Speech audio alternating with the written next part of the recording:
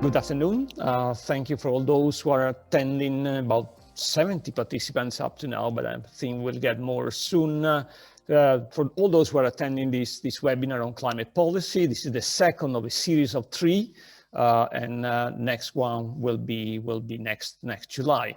This second webinar focuses on pandemic stimulus spending, and in particular the relationship between pandemic stimulus spending and the fight against climate change, and whether resources are sufficient, and which kind of additional efforts we can pursue, what is the comparison we can make between efforts and spending in different countries, and many other issues that we will discuss during the hour and a half that we have in front of us. We have 4 exceptional speakers, and we are very lucky, and I'm grateful to all of them. We have 2 initial speakers, Ioana Petrescu, former Minister of Finance of Romania, now Senior Fellow at the Harvard Kennedy School, and I'm very honored to have Ioana here with us today. And Massimo Tavoni, who is the director of the European Institute on Economics and the Environment, a research center, which is the outcome of the partnership between Resources for the Future in Washington and the Euro-Mediterranean Center on Climate Change in Milan. The 2 initial presentations will be followed by a discussion, and the discussion will be moderated by Daniela Rosteghi, who is a senior analyst at the Environmental Defense Fund in Washington, and by Andrea Tilke, who is an advisor of the Italian Minister of the Environment. He is professor at the NTNU in Trondheim in Norway, and has been for many years in charge to the climate research program, and headed the EU delegation at the IPCC, the EU delegation with the IPCC. So really 4 exceptional panelists, and I believe we can start discussing and we can start the presentations on the specific topic that will be deeply analyzed, and we will go in depth on the characteristics, both from an economic and a policy point of view, of the relationship between the recovery plans and the fight against climate change. Massimo, would you like to start? Yes, happy to do so, Carlo, and thanks for having invited me, and thanks to all the speakers who are attending. And I think that will lead towards then into Ioana's discussions about how the recovery funds and plans can be best used to avoid what has happened, as you will see, in the past recent pandemic events. This is actually a joint work between the European Institute on Economics and the Environment and the IMF. This is actually a paper with the working paper that you can find on the IMF website. So it's actually collaborative with, you can see all the co-authors, there's a long list of co-authors between the 2 institutes. Obviously all the views and the interpretation of this paper are my own. So we started from the idea that we have a series of pandemics in recent past. This is a paper that looks at viral gene similarities in recent pandemics. In COVID-19 shares a lot of gene similarity with other pandemic events.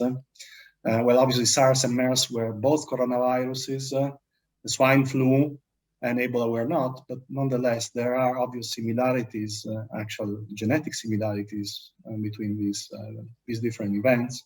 And so we thought about looking at those a bit more carefully and trying to measure empirically, and you'll see it's a relatively simple approach, but we think it's quite effective and robust, to what extent previous events have led to economic disruptions, and to what extent those economic disruptions have also reverberated on the environment as well, at least on some variables. So we look at these 5 pandemic events. SARS 2003, swine flu 2009, MERS 2012, Ebola 2014, and Zika 2016. These are 5 events which are actually they have similarities, but they're also different. The largest by far was swine flu. It affected almost 7 million people, 6.5 million people, with 20,000 deaths. obviously a much smaller total number than the one that we unfortunately have seen with COVID. Mortality rate, which is relatively low, as you can see, and also lower than COVID is. Besides swine flu, we had SARS, MERS, Ebola. Some of these events, especially MERS and Ebola, had very high mortality rates, close to 40%, as you see. SARS had about 10% mortality rate. Zika had lower mortality rate and higher number of total cases, second only to swine flu. The countries that actually were involved in these events is actually relatively large. We think as COVID is the only pandemic, but other pandemics, especially swine flu, actually was felt in many countries. 449 countries actually reported cases of swine flu. For some others, especially Ebola, obviously this was very different. You can see also the histogram of cases per 1,000 inhabitants of these previous pandemics here in blue. We see the distribution of all the pandemics, and in red we see COVID-19 in a log scale. You can clearly see that, of course, COVID-19 has a much higher intensity in terms of cases per 1,000 inhabitants. We're about 10 on average. The average of previous pandemics is around 1. So we're talking about the factor of 10 between the two. But nonetheless, even from previous pandemics, at least some events, you can see it in the background here, had relatively high cases, besides having, as we already discussed, relatively wide and widespread geographic coverage.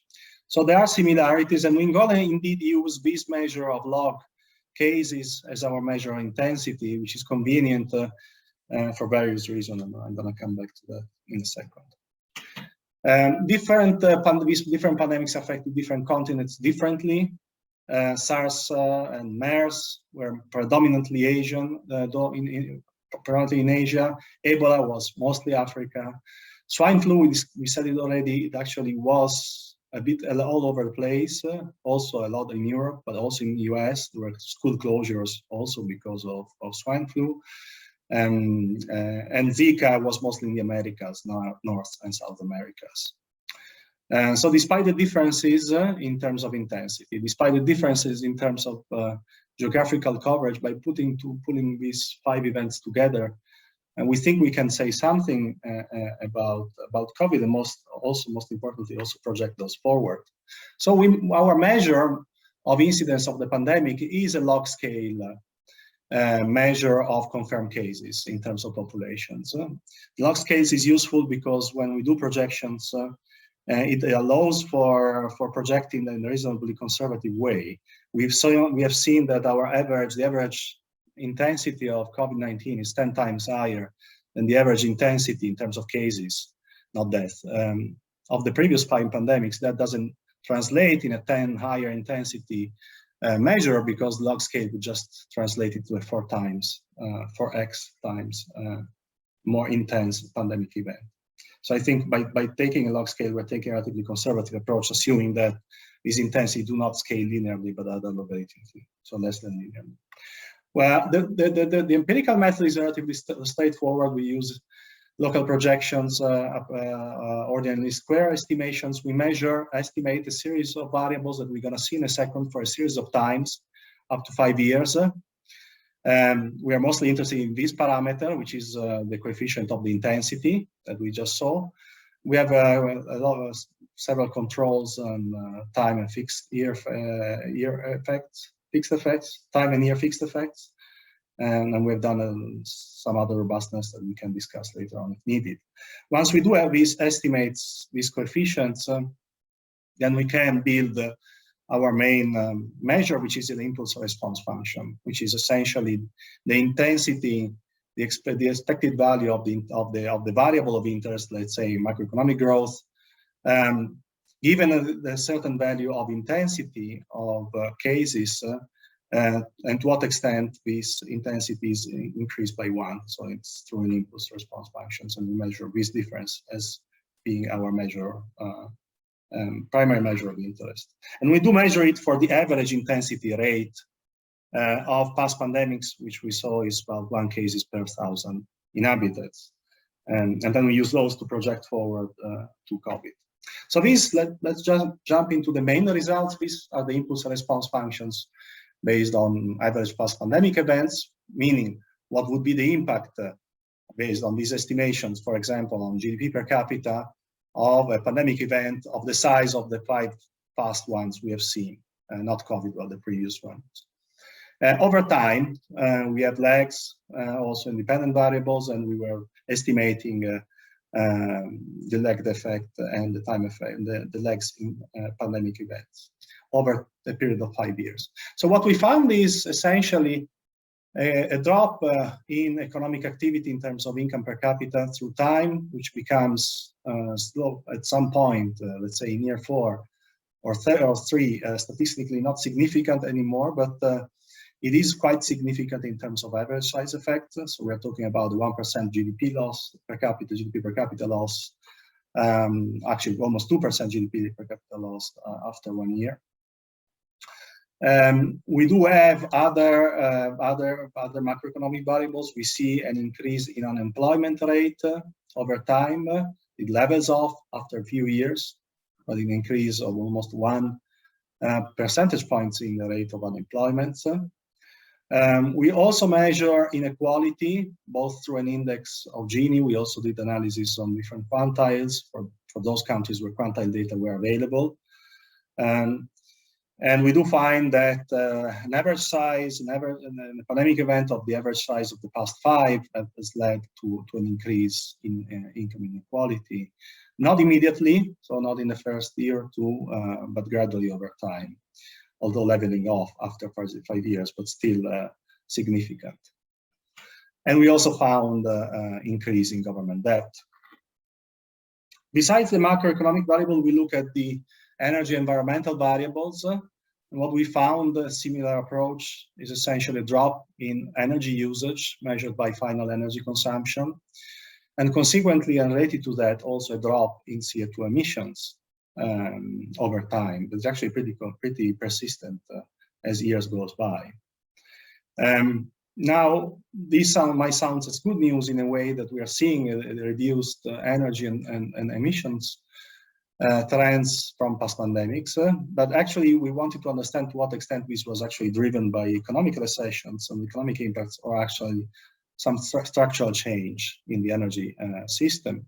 And so we look at energy intensity of GDP. So it's final energy, actually primary energy over GDP, and we found very small changes in energy efficiency. So pandemic didn't lead to more efficient economies. And we look at the emission intensity of energy. So that's a measure of how CO2 intensive is the energy we produce. And we found that there were some reduction in the intensity of emissions of energy. So towards greener source, especially solar PV, seemed to be the one source that actually got a kick out of the previous pandemics. But actually, compared to the old CO2 emission drops, you can see that actually that contribution is about 1/3 of the total CO2 emissions, meaning that most of the emission drops from past pandemics came through economic downturn rather than actual structural adjustments to the energy system. Now, we use those estimates to project path for COVID because the intensity measures, as we discussed, can be used. So you do it at the country level, and we do projected path prior to COVID and path after the onset of COVID. We are using the October 2020 forecast from the IMF, the International Energy Agency, for benchmarks. And lastly, we compare those projections with the projections based on the empirical estimates that we found from the past. Scaled, as we discussed, to that logarithmic relation by incidence on COVID as of 2020 data. That is, assuming that December 2020 was the last day of COVID. It's obviously not true. COVID is continuing and will continue. But again, for being conservative, we just stopped at that point when actually the paper was written also. Using data from the WHO for all countries in the world. And so, and here are the similar charts as we saw before, but now looking at actual projections till 2025, actually 2024 forward. And you see, for example, here income per capita. This is the projections of the World Economic Outlook from the IMF, which is assuming relatively fast recovery. If we take the empirical estimates we got from the previous pandemics, actually recovery would be definitely slower. We would also have higher inequality projected forward. We don't have projection on inequality from IEA or IMF, so that's the only projection we do have compared to a baseline extrapolation of the historical trends of the Gini index, and we do find an increase in Gini inequality. Relatively similar projections for government debt and to some extent also unemployment rate than the ones done by the agencies. Similar pictures for projections for the other 4 variables related to energy and environment. And here we do find if pandemic events of course scaled up of the previous, based on previous estimates and previous experience, we would find lower energy demand and lower emissions than what actually projected forward by the agencies, but relatively similar energy intensity than projected forward. The only main difference, and this is the difference why we do find, based on the previous experiences, that emissions would decline faster than what projected forward, is this relation that we found on green technologies picking up a little bit more than fossil technologies after past pandemics, which leads to higher decarbonization of the energy system than what is projected by the International Energy Agency and by historical trends. We also use this to project poverty. So the estimates of inequality, income per capita could be, we use a regression model to estimate poverty rates based on those, and we projected forward poverty rates as well in the world on a country level scale, and we estimated an increase in poverty rates in 2020, 2021 due to COVID, around 60 to, let's say, 75 million people below the poverty line, which is not actually very different, although slightly higher than some of the estimates from United Nations and other agencies. And you can also see the distributions, geographical distributions of those, where those would be. So coming to some conclusions and then some additional thinking for the topic of today, what we have seen from past pandemics, of course, persistent impact on economic sustainability measured broadly in terms of economic activity, but also in terms, especially in terms of inequality. Employment, debt, energy emission reductions do mostly through economic contractions, actually, rather than actual structural change. This is what we can infer from the data we have. And of course, there are a lot of pitfalls in the data we have, and we conducted quite a bit robustness assessments that I'm happy to discuss a bit more if needed. But of course, the question is, to what extent this time might be different? It's very likely that this time will be different, although the difference will also depend on what we do. What we see right now is, and these are the CO2 emission variations in the period up to now, 2021 over pre-pandemic, so 2019, same period of time, first 5 months of the year. What we are seeing is that for some regions, emissions are still below what we are used to be in these first few months of the year before the pandemic arrived. This is mostly the industrialized countries have emissions which tend to be relatively lower than they used to be. But for some countries, as a matter of fact, emissions are already higher than they were before the pandemic arrived, and certainly much higher than they were just a year ago. This means, and the different colors means different sectors. So this is power generation, for example. The green one is transportation, which is obviously the one that's changed the most so far. But what we are seeing is, to what extent, still emissions which are still below pandemic levels, but also we are seeing rebound effects happening in many places already and in specific sectors. Now, the big question is also today's topic, and I think this will be naturally into Ioana's talk, is to what extent the stimulus packages will change all of that. And this is just a snapshot from a website which is tracking stimulus packages by source and by end use. for UK and Germany, what has been spent so far, at least so far since the pandemic started, has mostly been balanced between green and fossil activities, with variations on the conditionalities and the amount of fossil versus green. But to some degree, at least from the review of the plans, of the national plans that have been conducted by the analysts at the Energy Policy Tracker, what we've seen so far in stimulus packages has not been particularly tilted towards, or only tilted towards, green technologies. And I thank you for listening, and I think I'll stop here. Thank you, Massimo. We will have time later to discuss some of these results with the other panelists. Let's move to the second speaker today, Ioana Petrescu. Well, thank you so much for inviting me to this talk. Basically, I will pick up from where Massimo left, which is what's going on with these stimulus packages that we have seen in 2020 and in 2021. How green are they? Were the countries that actually spend more money on green investments? And what can we predict for the future in terms of their focus on green investments in the next period? So you probably saw there was a lot of news during the pandemic and immediately after in terms of some measures that seem to be green and bold. I'm guessing also because we are not used to see stimulus packages that are green and bold, and therefore these ones would make the news. You have two examples there. Probably remember in 2020, the French government helped Air France and bailed it out, but it had some very stringent conditions. And the government wanted that the airlines becomes more environmentally friendly, and they put the conditions, including in reducing the number of domestic trips that they're making. And so that's one example, made a lot of news. It's not usual that the governments bail out airlines with this type of conditions. Certainly other countries didn't put these conditions.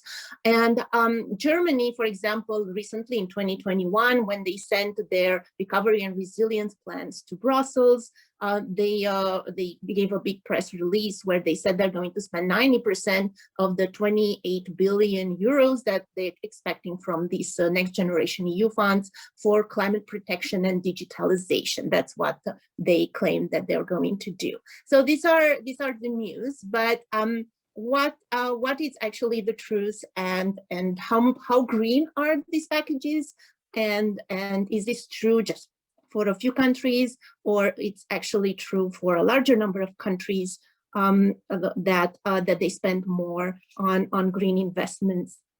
So I'm going to look a little bit on Germany and France, just to give you a flavor on what these two countries spent in 2020 and 2021. Just a spoiler, these are two of the countries that actually spend more on green compared to the rest of the countries in the world. And then I'm going to look a little bit broader because you need to look beyond EU and see what other countries are doing and try to find a way to measure this, because a case study is limited in what it can tell us. So we need to find a way to compare these countries. And I'm also interested in what are the characteristics of the countries that actually went green during the pandemic and immediately after, and what we can learn from those results for the future type of fiscal packages. Okay, so I was promising you just a snapshot into what Germany and France did. Remember, these are two countries that were pretty green in their approach. Last year, Germany adopted about 1.4 trillion in fiscal stimulus. And part of this was a package for the future, but it was small relative to the big size of their stimulus package. So it was just 45 billion. And this package for the future focused on green initiatives of different kind.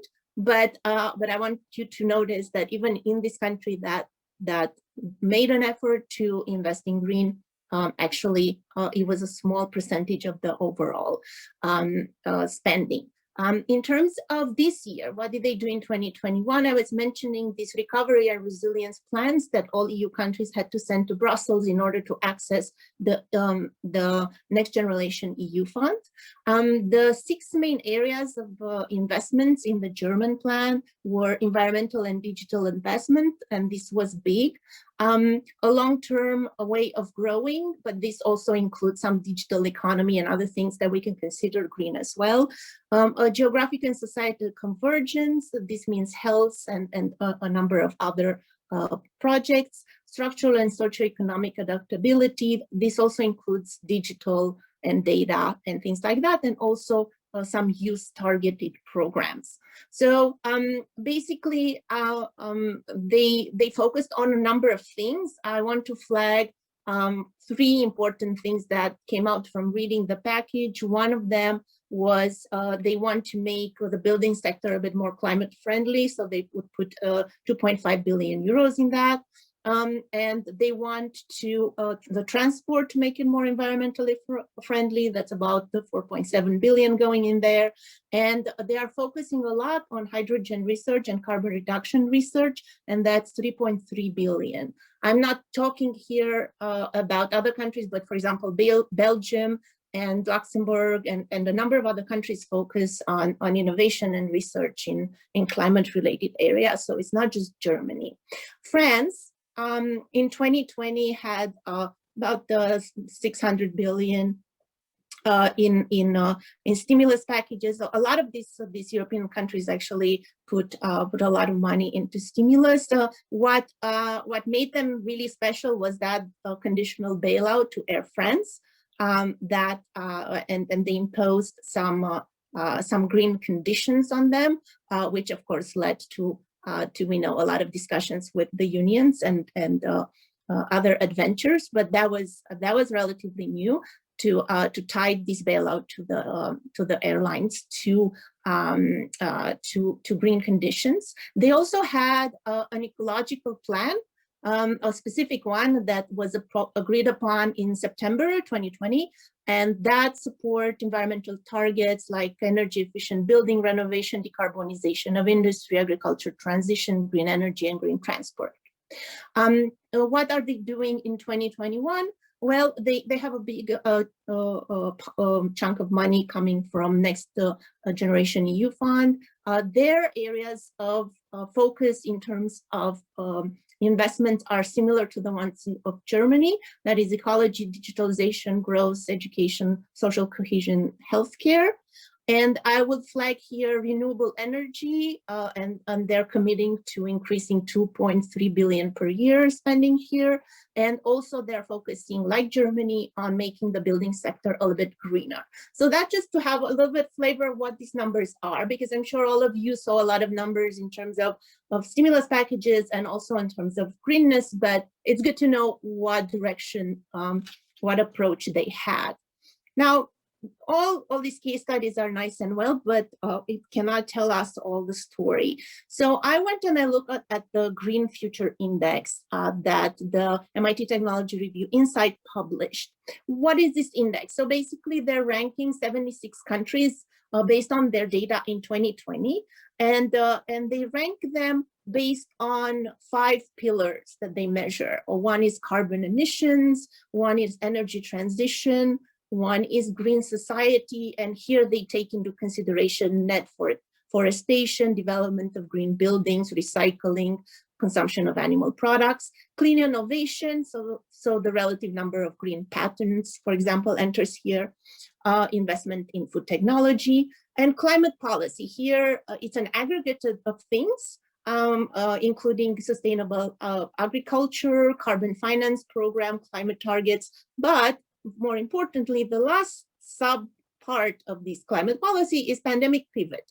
Pandemic pivot means in this particular document how green the stimulus package was in 2020. And they're looking here at 2 measures, energy transition impact and green stimulus initiatives. And they give scores to the countries. So basically they give scores to all of these pillars, and then they rank the countries on how green they are based on that. Now, I'm not interested in all their scores. I'm not interested in overall score because I'm more interested in this pandemic pivot. And I'm interested to know how green the stimulus packages were in these countries. So according to their analysis, these were the top 10. They're actually 11 because the last 4 are tied. But these are the top countries in terms of how green their stimulus package was in 2020. So this is just data from 2020, starting with New Zealand, Singapore, France, you see in there, as I mentioned. Denmark should not be a big surprise for you because this is a pretty green country. Germany is in there, as I was mentioning, and a number of other countries. So, okay, so that's fine. So that gives us an idea on how green their policies were in 2020, but actually it's quite a wide range of countries. We can't just by staring them really decide what they have in common. So I was actually pretty curious to see how they actually correlate with the other measures that the MIT Technology Review Insights collects. And because I'm interested to know whether countries that are already doing well in terms of climate policy or in terms of other indicators are the ones that actually invested in a lot of green projects in 2020, or it was another group of countries. So that's pretty easy to do. I'm doing this for this presentation just for the top countries, so the ones that they did pretty well in terms of green stimulus packages. And this is a correlation between their measure of pandemic pivot. So remember, this is the measure to how green the stimulus was, and their score of carbon emissions. So remember, always in this document, higher scores means better things. So so basically, you see here a negative correlation between pandemic pivot and carbon emissions. Clearly, I'm not suggesting any causality. I'm just showing you just some correlations. And so here you have a negative correlation between pandemic pivot and energy transition. So basically, you see that countries that they're doing better at energy transitions, they actually didn't bother to have a lot of green stimulus packages, and the opposite is true as well in terms of countries that are scoring pretty low on energy transitions actually have greener stimulus packages. Also a negative correlation, though less strong, between green society score and the pandemic pivot.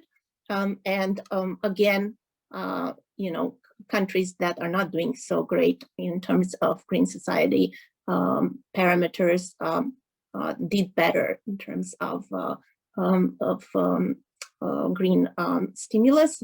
No relationship between clean innovation and pandemic pivot, and a positive correlation between climate policy and pandemic pivot. Of course, it should be, because climate policy is actually the big score, and pandemic pivot, it's one of the sub-scores that goes into climate policy. So it's quite conceivable that if you had a bigger score in pandemic pivot, of course, you're going to have a higher score in climate policy. So no surprises there. So so basically, what do we see? That countries that had greener stimulus packages scored pretty low in carbon emissions. And here you have just the scores from the MIT Technology Review. And so you see, again, I'm showing you the countries on which I did this correlation. So these are the top countries that actually had stimulus packages. And you can see the scores that they have in terms of energy transition and green society. Now, there isn't much generalization we can do just from an analysis of the top performers, but it seems to tell us that at least some countries made an effort to have some green packages, and those are the ones that I showed you at the very beginning. And basically, what I think it's also encouraging is that some of the countries that we're studying in case studies, and I didn't show you all of the case studies because it would get a little bit boring. Actually, the countries that did pretty well in 2020, they seem to be doing pretty well in 2021 in terms of spending on green.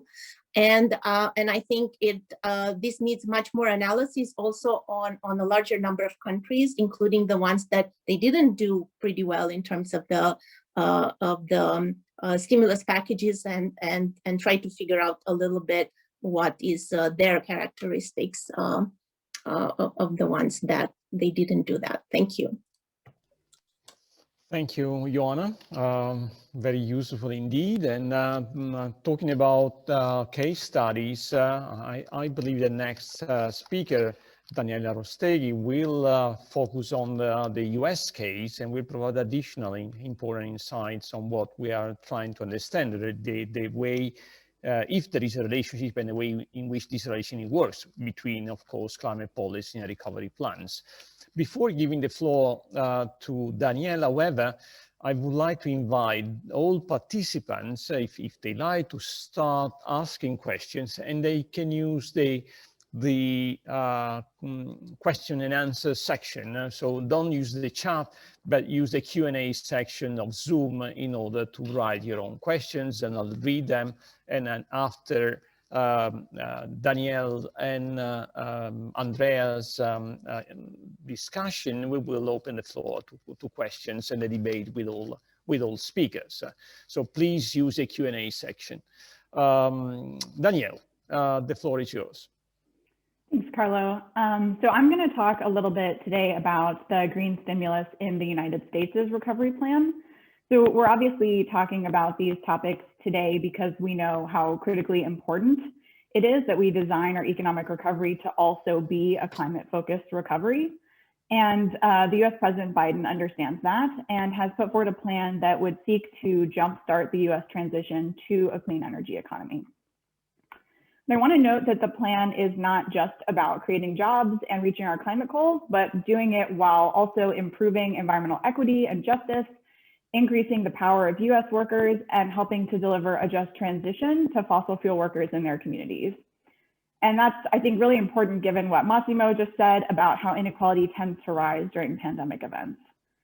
And I mention all these other goals because I think that they really speak to what the president is trying to accomplish here, which is, first of all, to recognize that all of these issues are really closely interrelated. And second of all, to take an integrated approach to not only address the most pressing problems that we're facing, but also make sure that we're not creating new problems while we're trying to address them. And that's a pretty new way of looking at things in American climate politics, and something that hasn't really been attempted before in a big piece of legislation like this. So where I work at the Environmental Defense Fund, which is an economics-focused environmental organization, we're interested in looking at climate change through an economic lens. So I'm going to talk about this package a little bit through that lens. Now, we all know that the US is currently the world's largest historical emitter of greenhouse gases. And by that, I mean that we really have a moral responsibility to lead in this transition and reduce our own emissions really rapidly. But at the same time, we know that we have a pretty big credibility deficit to overcome, and we really need to make up for lost time over the last 4 years of federal inaction. So President Biden's recovery plan is trying to do that. And in contrast to some of the other recovery bills that were passed in the United States in response to COVID-19 over the last year, which focused primarily on keeping families and businesses afloat during the worst of the pandemic, this bill is much broader in scope and has really historic investments in fighting climate change, addressing environmental justice, and creating millions of jobs that will help get people back to work after the pandemic. And that sounds really great, but I want to pause here to note that this proposal is best understood as the president's opening salvo in its negotiations with Congress, and that this bill has not passed yet.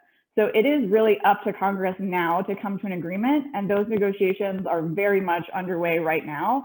We're not going to know until the end what will make it into the final bill, or even if there will be a final bill. So while acknowledging that not everything in the current plan may end up passing, I did want to highlight some of the key pieces in there and why I think they're really critical, not only to our US efforts to combat climate change and meet our new nationally determined contribution of reducing emissions by 50 to 52% by 2030, but also for the United States economic recovery. So I'm going to talk a little bit about what's in the President's plan and how it relates to achieving our new NDC. So the proposal includes roughly $2 trillion in total stimulus-related spending across a pretty broad array of provisions. Now, depending on what you count as climate-related, somewhere in the ballpark of $1 trillion of that would go directly towards combating climate change and its impacts. And for comparison, that's nearly 2 orders of magnitude larger than the $90 billion in clean energy funding that was included in President Obama's recovery plan in the 2009 recession. So this is a pretty historic proposal, and if it was passed, it would be the most significant climate policy ever passed by the US Congress. Now, at a $2 trillion price tag, there's like a lot of stuff in this bill, and I am not going to talk about most of it. I think for the next couple of minutes, I'm just going to talk about a handful of provisions aimed at fighting climate change by jumpstarting the transition to clean electricity and zero carbon transportation. And I'm singling out those 2 sectors because of how crucial they are to our ultimate success in fighting climate change.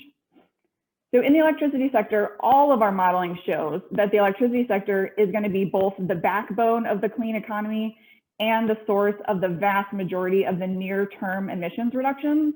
The recent modeling that we did at EDF says that if we want to meet our NDC, we need around an 80% reduction of emissions in the power sector alone by 2030. And we know that the technologies that we need to do it are here already, and they're getting cheaper by the day. So this is really a place where we can and need to get things done. And the Biden plan recognizes that and puts really significant investment into cleaning up the sector by tackling it from multiple angles. And that includes things like subsidies for clean electricity generation and investments, incentives to build new transmission infrastructure so that we can move electricity from where the sun is shining to where it's not, and new funding for research and development to develop and improve the needed technologies and reduce their costs. And most critically, it also includes a proposal for a clean electricity standard, which would be designed to achieve 100% clean electricity by 2035. And this is really the key piece of the proposal because it would put an enforceable requirement upon utilities to continually increase the proportion of their electricity that comes from clean sources until they reach 100%.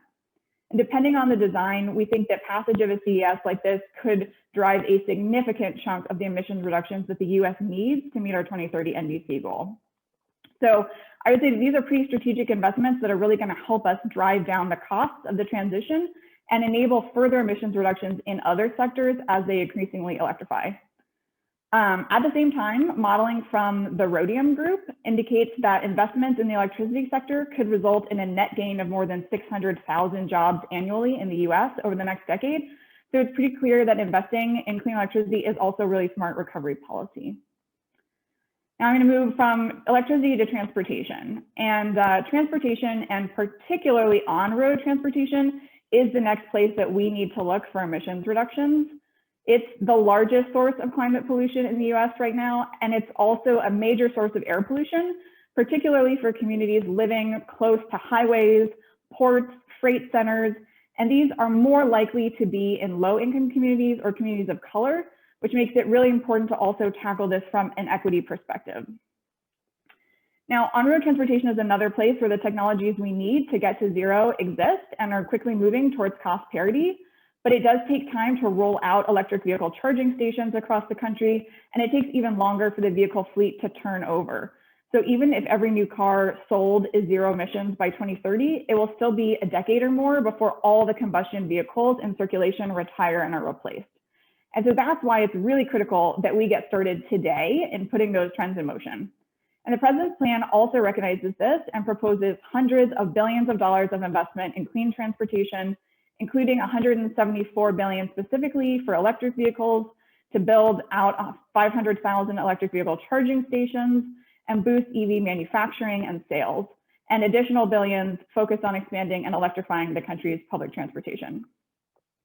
So these investments would really help us lay the foundation for the US to accelerate our transition to a zero emissions transportation sector by putting in place the necessary infrastructure, building out our domestic supply chains and capabilities, and making it easier for all families and not just wealthy families to benefit from cleaner alternatives to travel. But unlike in the electricity sector, there are no enforceable mechanisms within this plan for making sure that we get to our goals.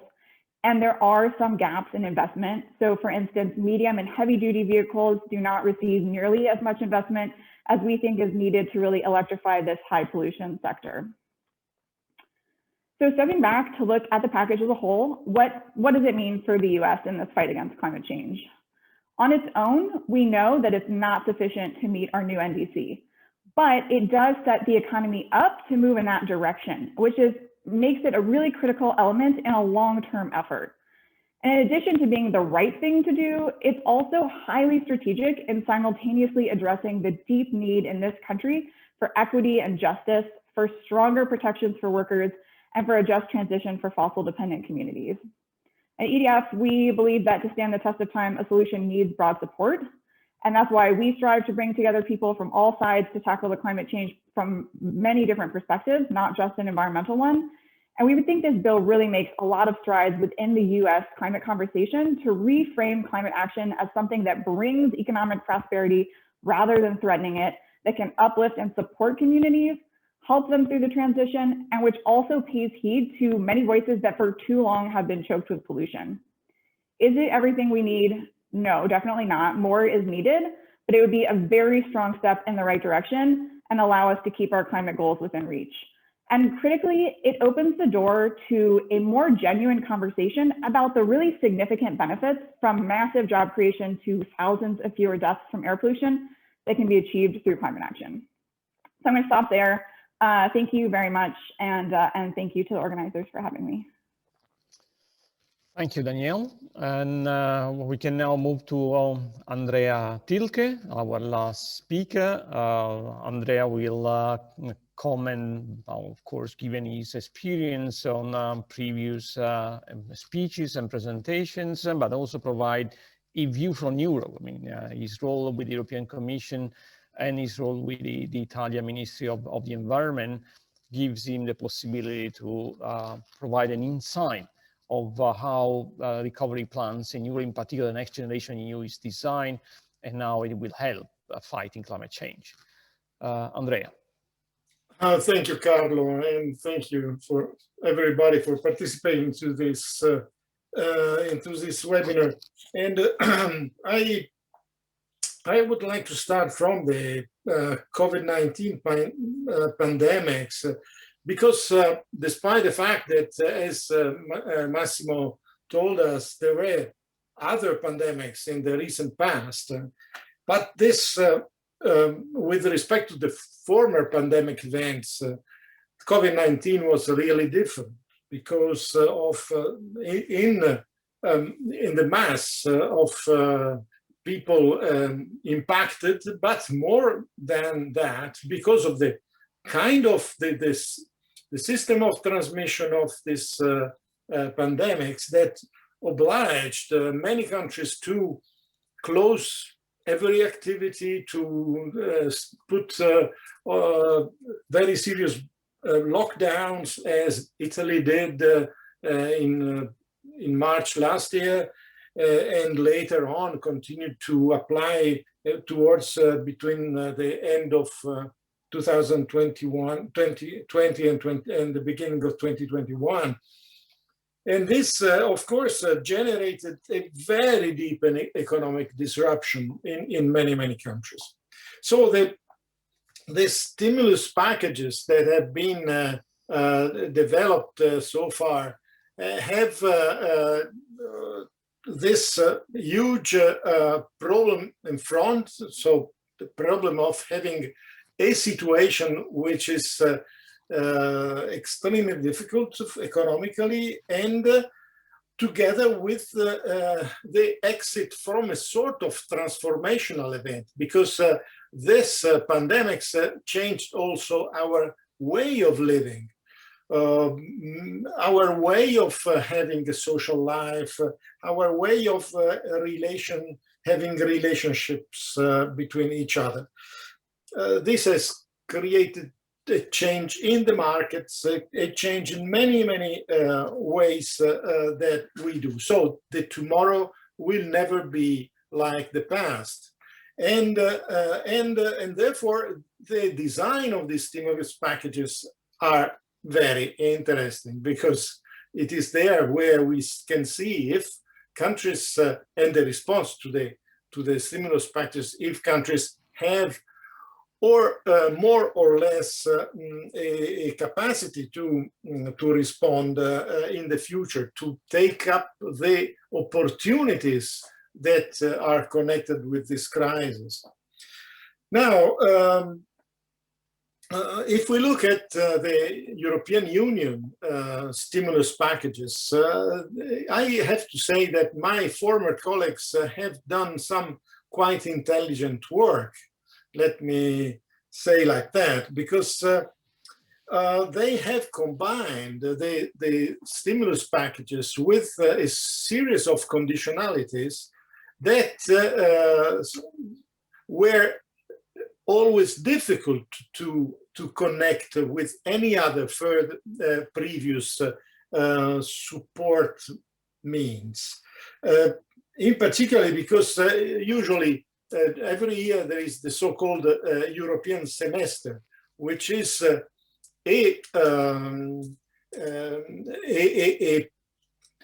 way for the European Commission to present to the various countries what are their weak points and what are the kind of reforms that are suggested by the European Commission to pursue to the various countries in order to align with the other countries and to align with the rules of the single market and so on. It's easy to say that in many cases, these recommendations of the European semesters are completely not respected, or it's easy to find that recommendations that are given 10 years ago are more or less the similar recommendation that still continue to be released every year, one after the other. However, what is happening now is that these recommendations are put as a sort of conditionality in order to achieve, to receive the money from the European Union, to receive loans or grants. And this is an intelligent way to approach, because for sure this will help the implementation of the European semester recommendation. But this is being connected as well to the Green Deal. And this is a novelty as well, because this is seen as a Europe, not as just as an environmental approach of Europe towards climate problems, but it's truly a new and different way of growing through identifying a prioritization of a role of the European Union, maybe as a sort of environmental engineer of the world that can, through putting forward and projecting towards the very ambitious climate targets, to introduce very rapidly new green technologies, no carbon technology, and making Europe leader in the world in this market that will become a major market for the future. Now, let me conclude my considerations and put some questions also to the speakers, because in order also to stimulate the discussion. Because looking at some comments that I see on the web, for instance, the Green Recovery Tracker's analysis of the various national plans, despite the will of the European Commission to obtain some results, many national plans fall short in respecting, for instance, the boundary for climate-related investments that was set at 37%. because many of the proposed investments that are put as climate friendly maybe are not fully climate friendly. However, another consideration is that a national plan should use the budget for new investments that should promise to boost development and the transition towards a climate neutral future. In order to do this, the national plans should probably better work on developing lead markets for new technologies that may show promise to be applied in the future, and in which the given countries can have a good position for entering into high added value segment of the new value chains. And more, a national plan should intervene with additional investments where markets would not be able to intervene because of high risks or because of the truly public sphere of the given intervention.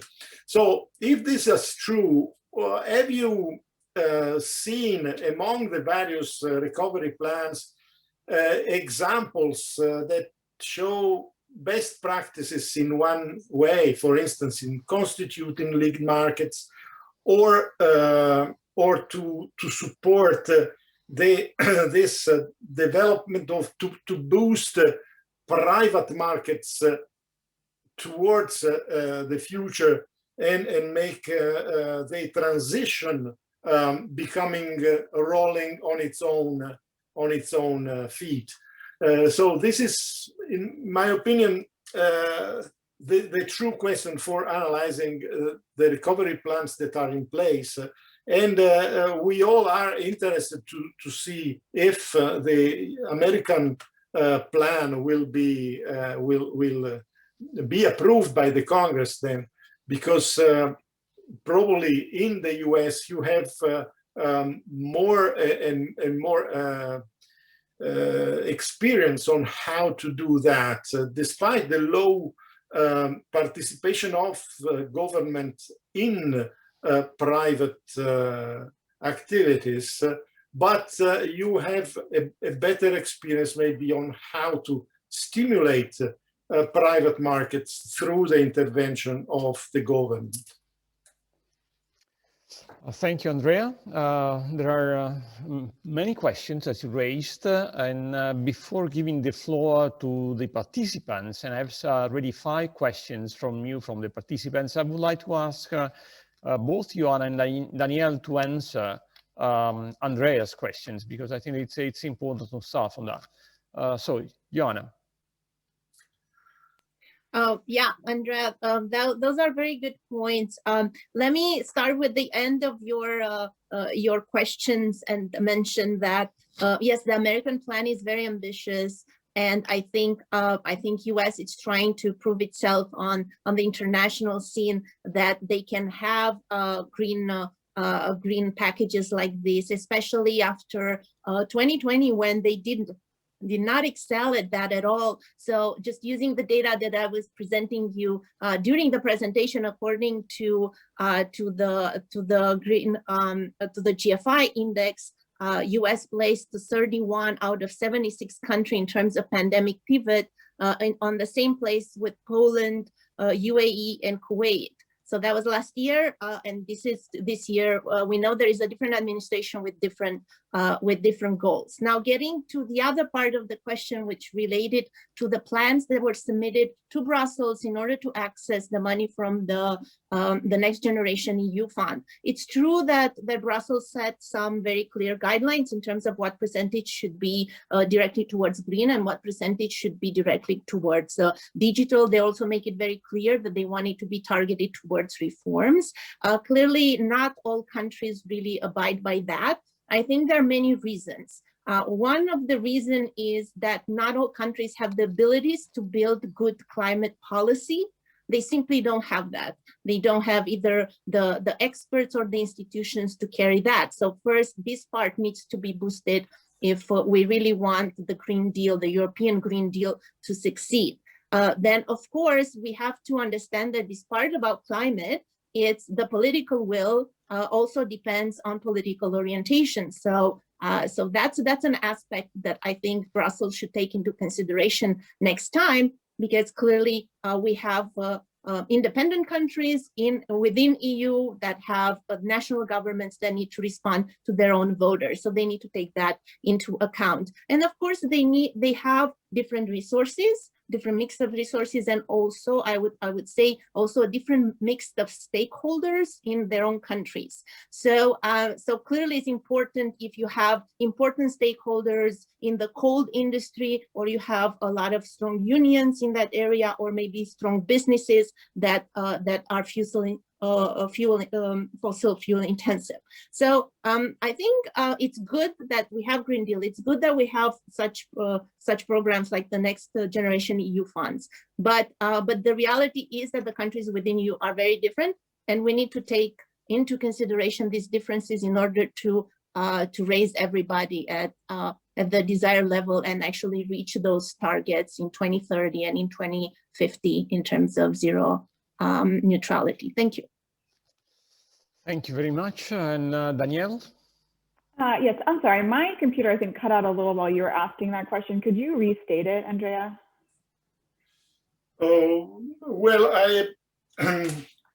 my main point is that in order to create really to develop through these stimulus packages a truly impacting climate policy, the key issue is to create the space for some technologies to become dominant and allow markets then to work and to become dominant themselves, and therefore develop its own the market through market forces. So to use the money in order to help some new approaches or new technologies, new ways of doing things become the standard, and therefore create then the necessary value chains and so on. If, in my opinion, if a stimulus package is conceived in this way, and I am not very happy on how this has been done. For instance, I am taking the case of my country, Italy. Very little is really supporting this vision. But I have the feeling that in the US you have more, you're more accustomed to things like that, and to use carefully public money in order to create new markets. Yeah, so I think there's a couple ways that President Biden tries to do that in his plan. And one is really to make a very large investment of $35 billion in research and development across the federal agencies. And a lot of that research funding ends up being used in partnership with private companies to develop technologies that we can then accelerate out into the marketplace. And we would also do some deployment and demonstration projects with that funding. Beyond that, there is also a proposal within the President's plan to capitalize a green or climate bank, which would help to leverage private funding to really put these technologies out into the marketplace and create, I think, those lead markets that you were talking about. Okay, thank you. Let's move to the questions from the participants. The first one comes from Imam Makiki, and he was, this is for you, Massimo. He was wondering about the transition mechanism and how the pandemic can impact on the economy. So what are the main channels? Is it labor, illnesses, lockdowns, trade restrictions? What are the main channels through which the pandemic has an impact on the economy? and how the stimulus policy would address these channels? Right. Yeah, this is an excellent question. So we didn't. So obviously, pandemics has direct effects and indirect effects. The direct through the health and labor, for example, and indirect through lockdowns and other measures. Because of the data, we didn't look into separating these two. So I cannot tell you a lot about the underlying mechanisms that we observed. But what I can say, also related to the issue of inequality, which has come up quite a bit in our regressions, but also in the discussion that we have had, is that historically there is evidence that some of the big pandemic events, not these last 5 ones, but think about the Black Death, or even think about the Spanish flu, which had a major impact on the labor supply in terms of killing. For example, in some cases for the Black Death, almost half of the European population was wiped out. Obviously, the COVID, and there's some evidence suggesting that led to a reduction in inequality in the past. Although there's other historical evidence, obviously, that also argues the opposite. Now, COVID pandemic, for how terrible it is, will not have a major, huge implication on labor supply. And as such, the impacts that we see, possible impacts that we see on distributional effects and inequality might be still really true, and even more worrisome. In another working paper, also on IMF colleagues who co-authored this paper also looked to what extent policies such as fiscal authority austerity led towards an increase or not of inequality resulting from pandemics. And they did found that fiscal austerity increased the inequality estimates that we saw by 3 times. So the impact of pandemics on inequality were exacerbating through fiscal austerity measures. So there is scope for policies and a big role for policies to try to avoid the inequality repercussions of pandemics. But let me connect to the discussion we just had about the green stimulus. Then the green stimulus, the stimulus has to get workers back to jobs, right? This is what we see as being the biggest problem from pandemic COVID-19. And yet we hear and we're discussing technology policies or technology support policies. But the question is really a question about workers. And it is a question about just transition as well, because the transition will have major implication on labor force. Now, the green funding might not necessarily be the best way to get people back on their jobs. And there's evidence from the American Recovery Act of 2009 that it did suggest that green spending was not the best in terms of employment, and actually worked best in places where the skills were relatively high already, green skills or skills in general. So I think we need to think about a policy package that does not include just subsidy to technology or development of new technology markets, but focuses on workers and includes issues such as skills and training and retraining. And I don't know to what extent this is certainly covered by the Biden proposal. I don't know to what extent this is going to happen in Europe, because otherwise, because of the huge differences we have in Europe in terms of skill composition and skill capacity between different countries in Europe, we might see, and also because of inequalities we already have, we might see these green packages not being very effective in getting people back to work on the one hand, and also not being very effective in mitigating inequalities on the other. Just to complete, Iman is asking a second question. Are there unintended consequences of stimulus packages on the fight against climate change? I mean, is there a trade-off? Is it possible that what we're doing to provide a stimulus to the economy is going to damage or delay the fight against climate change?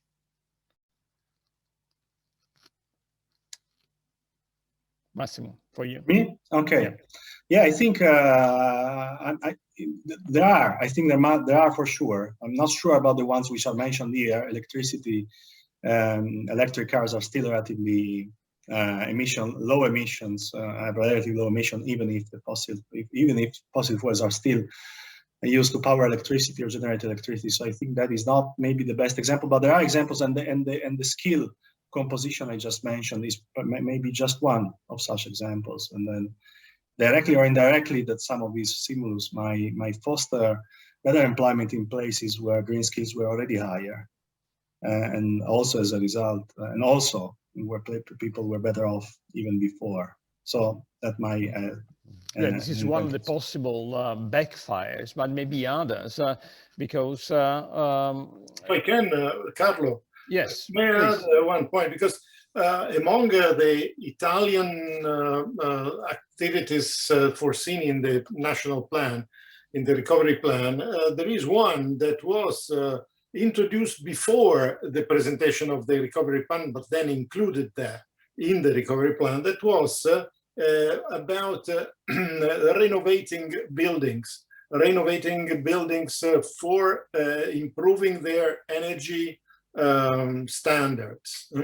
And this has been introduced following what Massimo was saying correctly, in the sense that in order to bring people back to job in a period in which many people have lost job, the area of building and construction is probably one of the most easy and easy sectors in which to make things going, and that may generate employment and subsequent impacts. However, what happened with the success of this rule for renovating houses is that at this moment, I see, I have contacted some constructors, and they tell me that they are a little bit stuck because now materials are missing. So, for instance, for insulation materials are not findable anymore on the market because there is too much demand. And so on one side, this is an unintended consequence of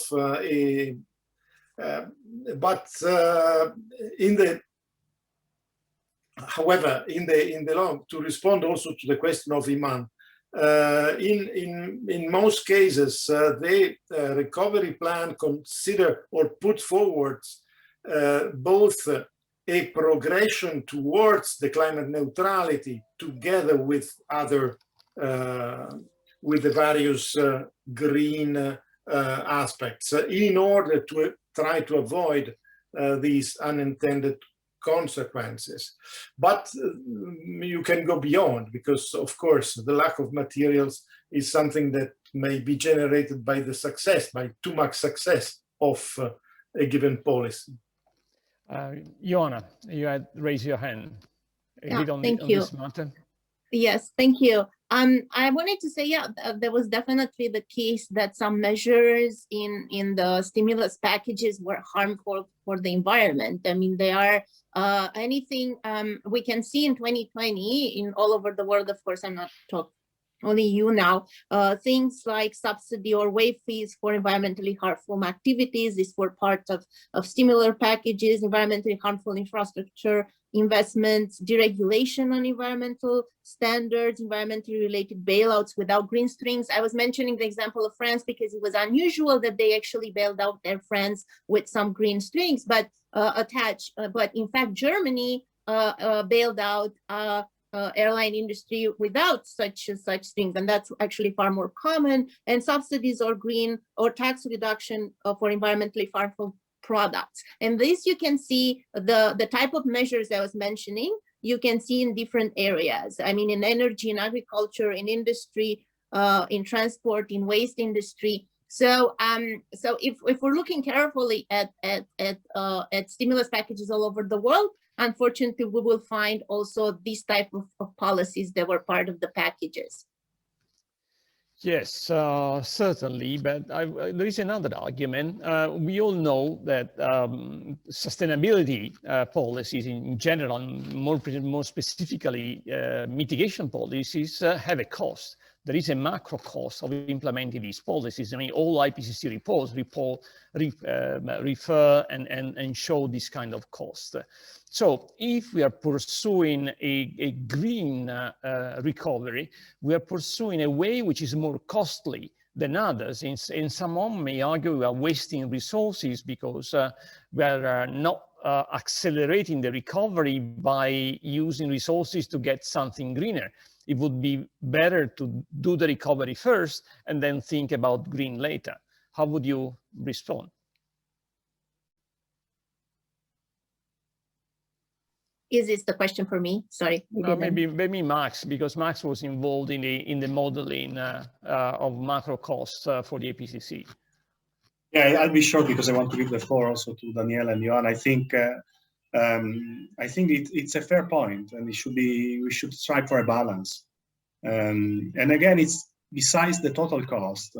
We're talking about use spending right now, and so the costs that we are seeing as projected by macroeconomic models are still relatively small, and indeed they depend quite a lot on how the policies are implemented and to what extent the fiscal measures are used for. So given that the huge amount of money that is being poured, that those might be relatively small. But again, coming back to the question of who is going to win and who is going to lose, and coming to Andrea's point, for example, the incentives to renovate houses through energy efficiency measures, those are relatively low cost. That's an example of relatively low cost, low-hanging fruit technology. But yet, the measure that we are seeing, at least implemented in some European countries, clearly favoring homeowners or multiple houses. Okay, so that will have implications for distribution, for inequity. It will help, of course, employment because it's a high occupation and a labor-intensive sector. So the question of cost should also be put. Yeah, so you're suggesting that we should worry not just about green, but also about the social inclusion, the poverty, and the equity dimension of these policies that tend to be somehow neglected. I have a question for Danielle coming from Luis Brown. To what extent do nature-based climate change mitigation solution feature in the proposed US bill for achieving the NDC? Yeah, thank you. That's a great question. Nature-based solutions are definitely given less attention in this bill than some of the provisions that I talked about in electricity and transportation. There is investment in rural communities and in agriculture, but it is definitely not anywhere near the scale that we're talking about in some of these other sectors. And if I could just hop in really quickly on that last question of whether we want to wait until after we've recovered to go green. I mean, just kind of thinking about it from a climate lens, we know that we are really running out of time to make this transition. And every year that we put off is a year that it becomes, a steeper curve of reductions that we need to make in the following years. So I think that's something that we need to keep in mind, and that there are ways that we can use this recovery funding to mitigate some of those costs that you're talking about and make sure that we're not creating new inequities while we're dealing with the climate crisis. Thank you. Andrea, you were willing to answer the question on Nigeria. There's a question on Maruf is asking why Nigeria is scoring very high in energy transition. The microphone. Is it for me? The question? It's certainly for you, because this is something that you were saying, Ioana, but Andrea was also willing to intervene. So go first and then Andrea will follow. Okay. Okay, then I'll let Andrea. That's okay. No, I have no clue on why Nigeria is scoring very high. Andrea, I see your hand, so let's forget it and move to Ioana. Okay, Ioana. Okay, so let me first follow up on what Danielle was saying and agree completely with her that I don't think we have the time to wait for the recovery to be over to start to do something about the climate. And especially if EU was planning on really keeping that target of 2050 in terms of carbon neutrality, then we really can't just whenever there's a recession, not do anything, and then just start whenever the things are going well, because 250 is around the corner. And I don't think I need to explain to people in this seminar that that's not the end of the story. That just means we're not doing more harm. And in terms of your previous question of nature-based infrastructure, I think I can give some numbers there. I think the World Resource Institute are estimated about 50 billion going for restoring nature-based infrastructure like lands, forests, coastal, ocean resources. And as Daniel said, this is really small if we're considering that about $1 trillion goes into green type of projects in this Biden plan, then this is a really tiny, small part. So I think to answer about the countries that are there in the top package, so that basically says not necessarily that they're very advanced in terms of their overall situation regarding the climate, but just that during the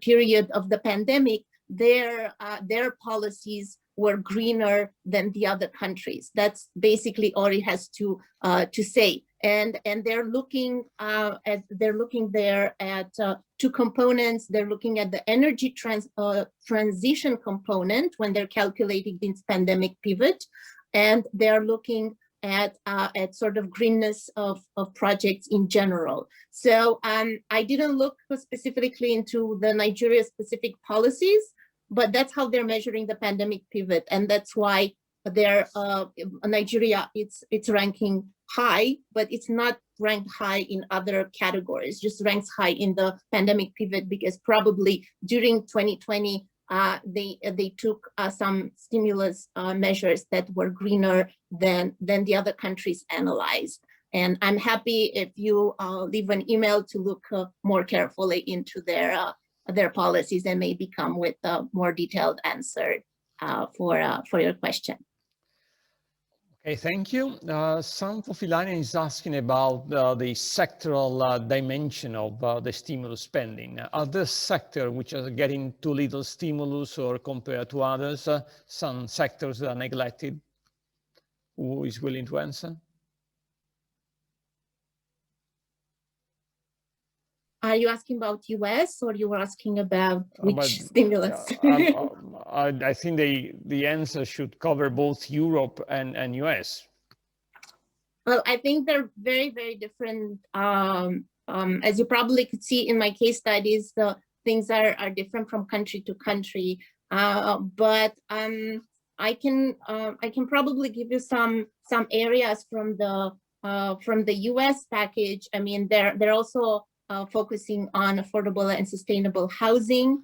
So that's one area, and they want to modernize, for example, and improve energy efficiency and resilience of school and federal building. Another area in the Biden plan is sustainable transportation, and they plan to invest $174 billion to electrify the national transportation system, clean energy and electric grid modernization, propose about $100 billion for power infrastructure.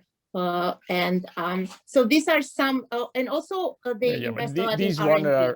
These ones are covered. The question is, are there sectors that should be covered and that are not? In the US or in the EU? I mean, you can choose which I can hop in on the US. Yeah, please do, Daniel. Sure. Thank you. Yeah, so I think that one place that could use some more attention is the industrial sector. And so there are investments in the Biden plan that would go towards that sector. There is investment in retooling manufacturing facilities so that they're producing more clean technologies. There's investment in plugging orphaned oil and gas wells to prevent them from leaking methane, which is a super potent greenhouse gas. But I think that there is going to need to be quite a bit more investment in that sector to make sure we're putting in place the solutions that we need to really decarbonize some of these really tough to decarbonize sectors like cement and steel.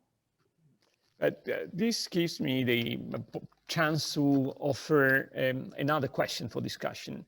What about financial resources? Because we tend to think that the recovery plans are a lot of money spent to support recovery.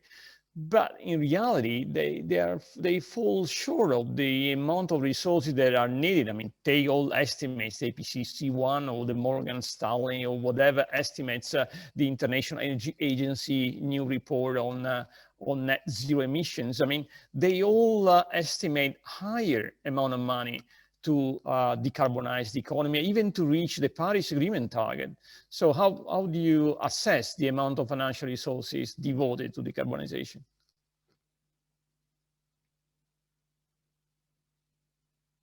Danielle, if you want to start, and the other ones, if they want to intervene. Yeah, so I think in the US context, the way that I'm thinking about this is that this is a first step. This is going to help us accelerate the transition and start to drive down the costs of some of these technologies by subsidizing them, by spending money on research and development to improve their performance and make them cheaper. And as we do that, it is going to make it easier and easier for us to take the next step and put in place the policies that we need to continue to drive emissions down. And that's particularly true in the electricity sector, where once we have a clean electricity sector, it's much easier to decarbonize other sectors by electrifying them. So I agree with you. This is not going to solve our problems. It is kind of one piece of a much broader strategy, and we need to continue to push forward and put pressure on our governments to continue to do more. Andrea, you raise your hand. Yes, I agree with Danielle. So this is the spirit that should be in the plans, for which it is not the majority of money will be spent through other sources. But what is needed now, in particular when we are all setting up and establishing a sort of design of what should be the energy system of tomorrow, this is what has to be achieved, is to achieve a sort of major avenues in which we have to develop, and then make the markets do the rest, because a lot of investments will be done using tariffs, using resources coming from energy tariffs or things like that in the future. The point is to start well now in setting up avenues of development that will respond and will achieve the climate neutrality goal, together with growth of the economy, together with recovering from the pandemic crisis. Okay, thank you, Andrea. It's 6:30, so I think we should stop here. Let me thank all speakers. I mean, Ioana and Massimo, Danielle and Andrea, thank you very much for your contribution. Let me thank all participants. Of course, if you have other questions and curiosities, you can write to the speakers or to CEPR. This webinar has been recorded, so you can watch it again if you like, or circulate information to colleagues if you want to watch the seminars. And you can even ask for the slides presented at the seminar. So CEPR and the European Association of Environmental Resource Economies are doing a very nice job in distributing, circulating knowledge on these important matters. And I thank all of you for attending. Here on the screen, you see next one. On July 16, the third of these initial webinars on climate policy will focus on the European Green Deal. So it will be another step into our better understanding of what's going to happen in the coming years as far as climate policies is concerned. Thank you very much and have a nice afternoon.